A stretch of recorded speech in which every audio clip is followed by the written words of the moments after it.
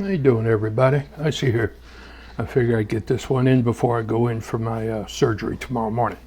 Vice President Harris, kudos. You're the first person in over 40 years to decline to attend a Catholic charity dinner. First president in 40 years, because it's more important for her to go out there and steal the votes, get the votes, however you want to put it. But kudos, very good. Also, special mention to the Nation of Israel and their military personnel. My hat's off to you. You guys figured out a way to get those pagers and cell phones to blow up that belong to the terrorists. Wish we had thought about that. We'd be rid of everybody in Iran right now. But kudos to you as well. I think that's great. You guys now presented a whole new security threat for these goat lovers. Now they have to figure out how they're going to communicate with each other, because they can't unless it's in writing or in person. They don't have those old style phones anymore, and radio and cell phone, that's all being monitored. So have fun, terrorist. Hope this screws you over for the next 20 or 30 years. I'll be dead by then, so I don't care.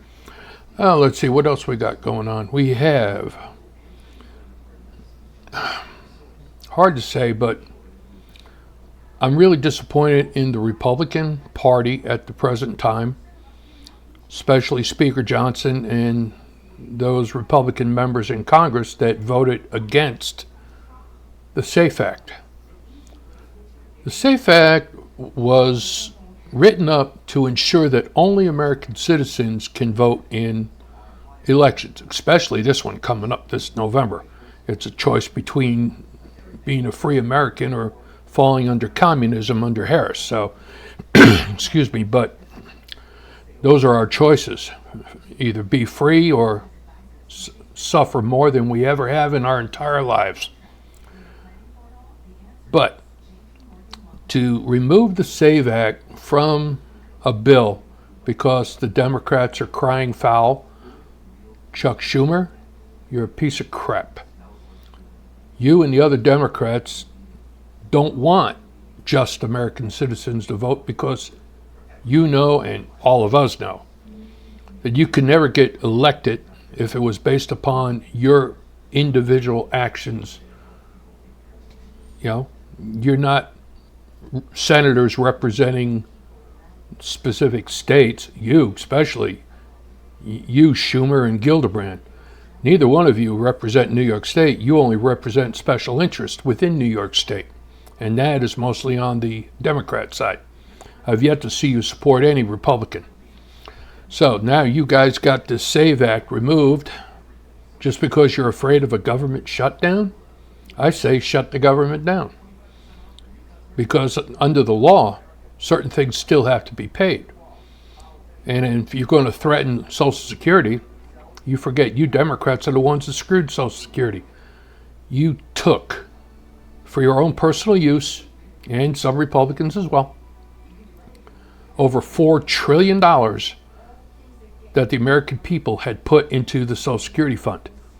So you changed the law so that you could control the funds in Social Security, actually, so you could spend it. And then you modified the law that we, the people, have to have your permission to get our Social Security. Tell me that you're not screwing us over. Not only that, but it's already a proven fact that Democrats in certain states are actually giving Social Security benefits to illegal aliens. So let's recap this one. I'm going to make this a very short video. Democrats have been and always will be the party of the KKK, Jim Crow laws, supporting the Black Lives Matter, supporting the destruction of various cities, and defunding the police officers and trying to destroy the military from within. Republicans, for the most part, want to preserve our economy and our nation and our security. But there are several rhinos hidden within the mix, like Mitt Romney's one of them, that destroy any of the good that Republicans are trying to do. I offer this suggestion, and I pray that it comes true. Former President Trump gets reelected as President of the United States once again. The citizens of this country elect a Republican-led Congress with enough majority to ensure that no one can stop anything from being passed, and also that Republicans take over control of the Senate with enough of a majority to ensure that nothing can be stopped from passing. That being said, and it's happened once before, you Republicans better quit fighting among yourselves, saying I'm better than you. You better start lockstepping and think about the people that voted you into office. I remember when you had Republican-controlled House and Senate, and you guys screwed the pooch because you kept fighting among yourselves instead of stop the bull, stop the garbage. You work for us, we don't work for you. And it's time that you people understood that.